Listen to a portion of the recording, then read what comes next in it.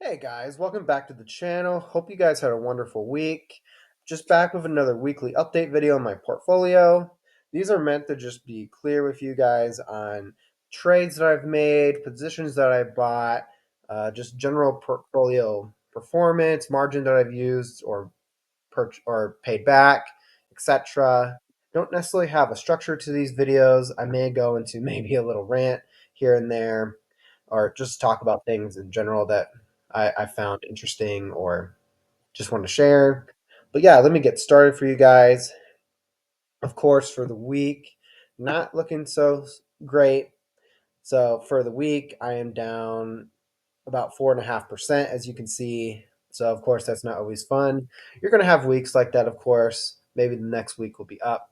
I don't know. We'll see. But nothing to threat, right? Right. It's part of being in the stock market. Of course, buying power is up to $3,575. I currently have a margin buffer of a little bit over 8%. So that is wonderful. I'm really trying to get back to that 20% margin buffer. That's my personal minimum I want to keep. The reason why is so if I want to be able to use the dividends, like say I want to withdraw them, it just gives you a good buffer. Because if you have a lower buffer than that, you're probably going to want to pay back. Just leave it in just leave it in your brokerage account to pay back that margin. It just gives you it gives you the ability to be able to take out the dividends as you please if you so want to. I know right now my main focus is really just building this portfolio up. Of course, my channel's milestone I'm currently trying to reach is making a portfolio that can pay a consistent 10,000 a month, and I will get into that with as you guys can notice, I sold out of my position in yieldmax, and I'll just talk about that a little bit. So I sold my entire position in yieldmax. I have reasons for that. yieldmax has been something I've always been kind of on and off about. I used to own it before it went weekly. I didn't care for the performance back then. Sold it a few months later, of course. Yieldmax, excuse me, changed the fund to weekly, and that made it more appealing to me. And I think the fact that, whenever yieldmax comes out with new funds, they're going to add funds to this. Of course, ymax will get exposure to that, right?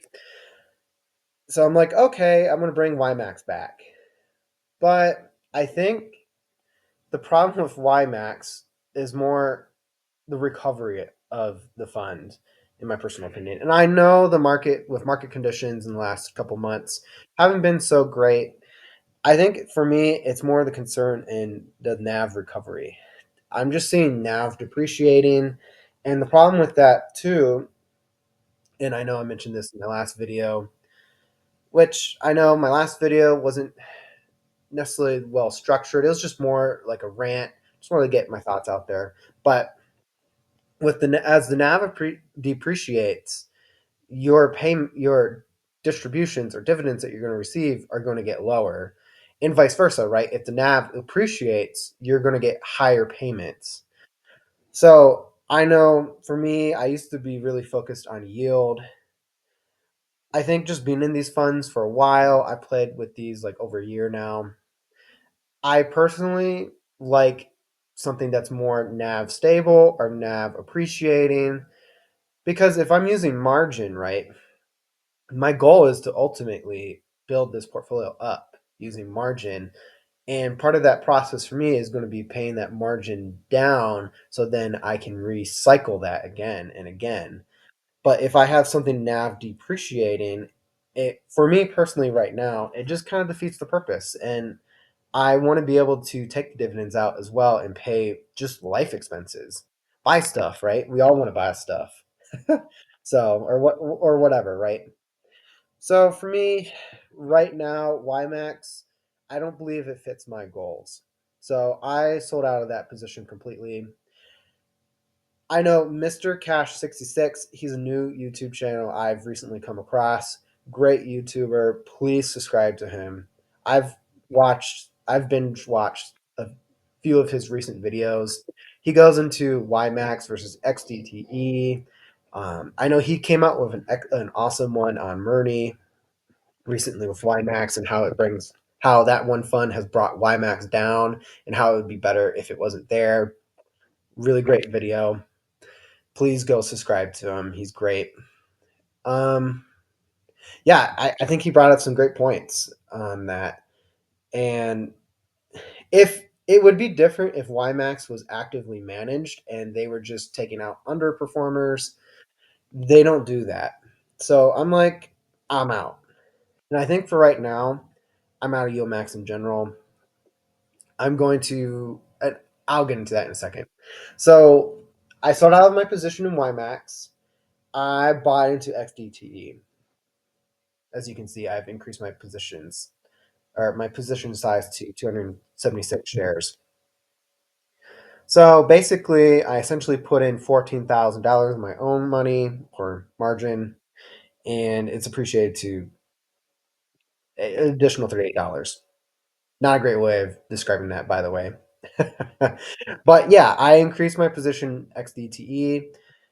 I do love Roundhill currently. I love them. I personally think xdte is the best one out of the three index weekly payers. I like the exposure to the indexes and getting weekly pay. I think that's just like a win-win because it's just like less work on you, right? You don't necessarily have to be as active. It's not like a single stock fund again, like the yield max funds. Not that I don't mind being active, right? But it's just nice to have indexes that pay and they don't seem to nav depreciate. Of course, these are going of course the indexes are the underliers for these, right? So they're going to go up and down with the markets. But overall, I've just been really impressed with these. And you don't necessarily feel the dividend drops so much as like with other funds. So XDTE, and I know there's talks of like strategies. Like I like the core satellite strategy, right? So in this case, for right now, I would like XDTE as like my big core. I think XPay is a good one too. I might not get into that one just yet, but I think XDTE by far for right now, as far as high yield dividend ETFs go, that's going to be my big one. I want as my largest position. I just think it's a good balance of stability and dividend payments. And not to mention, XDT for this week, it was one of those weeks where XDTE beats QDTE and RDTE in distributions. So they paid out 25 cent, about 25 cents for XDTE this week. QDTE, I think was like 18 cents and RDTE was like 21. So that's super impressive. Again, I that's why I like to hold all three. But I think XDT by far is my personal favorite of the three, and it there's times where it actually beats it in distribution, so that's really exciting. So yeah, I'm just gonna build this up. I haven't bought in any QDT or RDTE yet. I'm just gonna focus on building XDTE up for a bit, but I will go into other positions I have on my watch list. Pretty excited about this. So of course I changed the title of this to the watch list. I thought previous title needed change. It was kind of dumb. Don't know why I named it like that. So this kind of gets into the other piece for why I sold YMAX. So another YouTuber I want to give a shout out again. I love the Oracle. Oracle, thank you so much for watching. I appreciate you.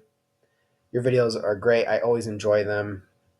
He had a interview recently with Howard Chan of Curve. Please go watch that. It is a fantastic interview. I think his interview videos are like the best on YouTube I've seen. They are awesome. I've you'll be engaged. It's fun and you'll learn a lot. So please go watch that. So with Curve, they announced that they are now going to have a staggered schedule similar to how YieldMax has structured theirs. So YieldMax, as you guys know, probably know, they have like A, B, C, D weeks, and they have different funds in there. So Curve's kind of playing a similar strategy with that, where they're going to have their funds pay on different weeks. So as you can see, TSLP is going to be paying start, and I believe, by the way, this is going to start next week. So TSLP is going to be the first week of the month. They're going to pay their distribution, and by the way, they're going to be paying on a Thursday, which is phenomenal. So I know the Oracle was getting Howard Chan or Curve to do that. So I think that's fantastic. Super excited about that because you can basically, if you hold, say, Roundhill funds, you get paid on a Thursday and a Friday. So you can do a lot with that. So super excited about that. So TSLP is going to be paying next week. And then, of course, they're going to combine some of these funds. So they're trying to also make it like an even amount distribution. I believe that's the case for that. So I think that's great. So you can hold multiple of these funds and get paid about the same per week. I believe. Please, if I'm wrong, please someone correct me. I think it's just a phenomenal idea. I love that they're listening to the community. Thank you, Curve. So I am going to plan on getting into Curve funds now. I was never into curve funds previously because I had the mentality of yield. I've changed. I've just been in and out of these. I like appreciation and distributions, and curve just seems to give you that. So you can compare like TSLP to TSLY, for example. So total returns might give you a different story. However, in my personal opinion, I don't think you should necessarily consider total return. You might want to look at price return in the sense of if you're going to take the distributions out and you're not dripping them or you're not reinvesting them back in, you might want to look at price return. Price return is going to show you NAV stability. I think that's an important factor, which, by the way, some of the curve funds I believe do have a better total return than, say, their yield max counterpart. So I know it's been kind of iffy, and I know a lot of these funds have been out for like say like a year, right? We don't know the future, but I think NAV stability has a lot of benefits, even though you might not get the largest distribution. But hey, it's stable and your fund is growing. I mean, you can't complain about that. You can pick that out. You can buy something else, whatever, spend it. But I'm very excited about this. So I have a lot of these on my watch list now. MSFY, I have it on my watch list. Not super impressed with this one. I mean, I like Microsoft, but the reason why is really it has a high margin maintenance requirement. I believe that's due to volume. But if you look at, say, max time for, and I know this shows you, I believe, price return. I mean, it's like, okay. It's like, eh.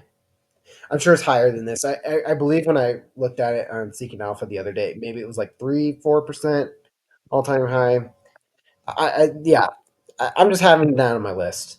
But the ones I'm mainly excited about adding is for sure AMZP. I was a big fan of AMZ.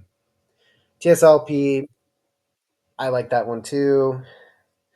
I'm not so sure about Netflix. I mean, I'll add it, but of course, Apple and Goop. Those are also ones I'm curious about.